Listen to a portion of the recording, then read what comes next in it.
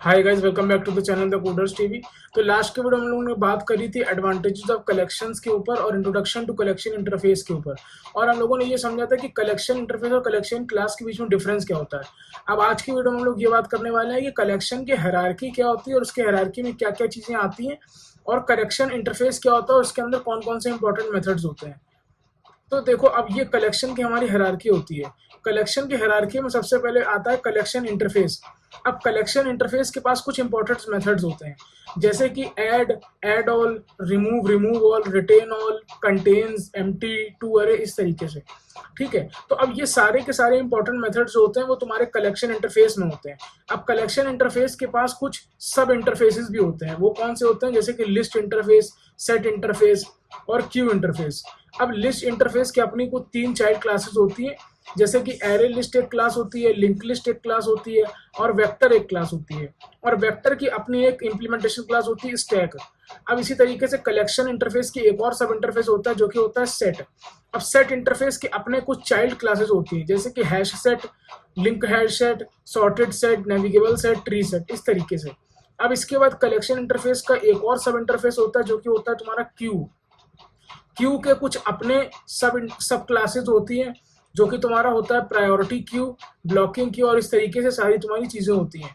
अब इंपॉर्टेंट बात यहाँ पर यह है कि जो कलेक्शन इंटरफेस होता है, इसके अंदर ये जो इंपॉर्टेंट मेथड सारे होते हैं वो तुम्हारे कलेक्शन इंटरफेस में तो होते ही हैं, साथ ही साथ ये मेथड तुम्हारे हर चाइल्ड क्लासेस के पास भी पहुंच जाते हैं। कैसे?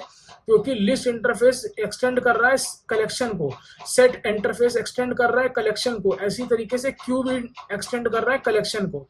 तो अब अगर हमें जैसे एरे लिस्ट यूज करनी है तो एरे लिस्ट के पास ये सारे मेथड्स आ गए होंगे, ऐड ऑल, रिमूव ऑल, इस तरीके से।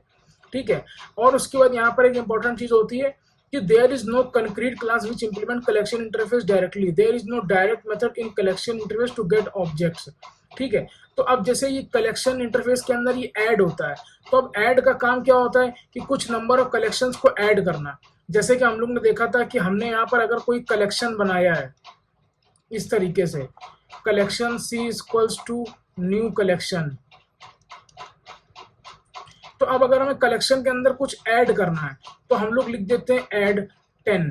ठीक है, कलेक्शन के अंदर हमने कुछ ऐड कर दिया 10, इस तरीके से 20 ऐड कर दिया। अब इसी तरीके से होता है ऐड ऑल। तो ऐड ऑल का मतलब क्या होता है, तुम लोग यहाँ पर देख सकते हो कि कलेक्शन पास कर रहे हैं पूरा पूरा। ठीक है, तो देखो मान लो ये कलेक्शन C1 है और हमने एक और कलेक्शन बनाया C2 equals to new collection.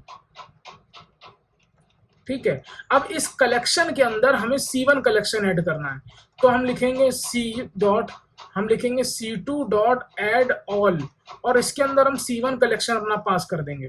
तो इस तरीके से हमने जो है ऐड ऑल फंक्शन देखा कि किस तरीके से हम एक कलेक्शन के अंदर दूसरा कलेक्शन को ऐड कर सकते हैं। अब इसी तरीके से हमारे पास होता है रिमूव। अब मान लो हमें यहाँ से इस C1 कलेक्शन से हमें जो है 20 को रिमूव करना है, तो हम लिख देंगे C2 डॉट रिमूव 20, तो हमारा 20 रिमूव हो जाएगा।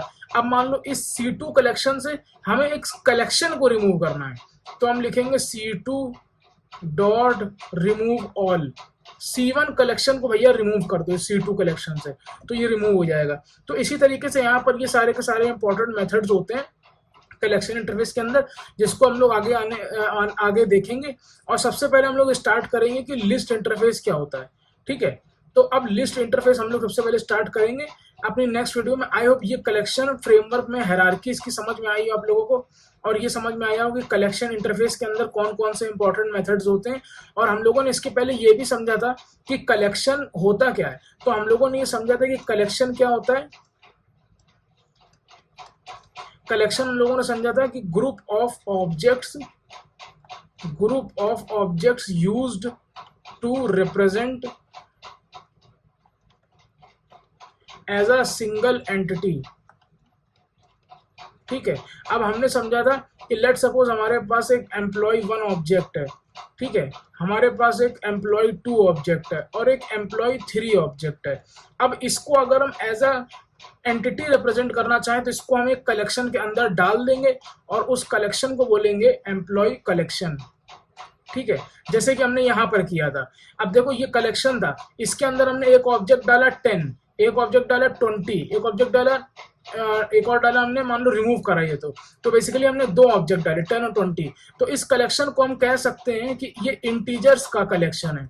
ठीक है, इस कलेक्शन को हम कह सकते हैं कि ये इंटीजर्स का कलेक्शन है। ठीक है, तो आई होप ये कलेक्शन इंटरफेस समझ में आया होगा। कलेक्शन इंटरफेस क्या होता है, अपनी हायरार्की में सबसे टॉप में आता है ये, और इसके अंदर जो मेथड्स होते हैं वो सारे के सारे मेथड्स तुम्हारे इसकी सब इंटरफेसेस और उन इंटरफेसेस के सब क्लासेस के पास पहुंच जाते हैं। तो आई होप ये वीडियो पसंद आई होगी। मिलते हैं नेक्स्ट वीडियो में और ये समझेंगे कि लिस्ट इंटरफेस क्या होता है और उसकी चाइल्ड क्लासेस की बात। तो मिलते हैं नेक्स्ट वीडियो में। Till then keep learning. Shubham Nigam signing of.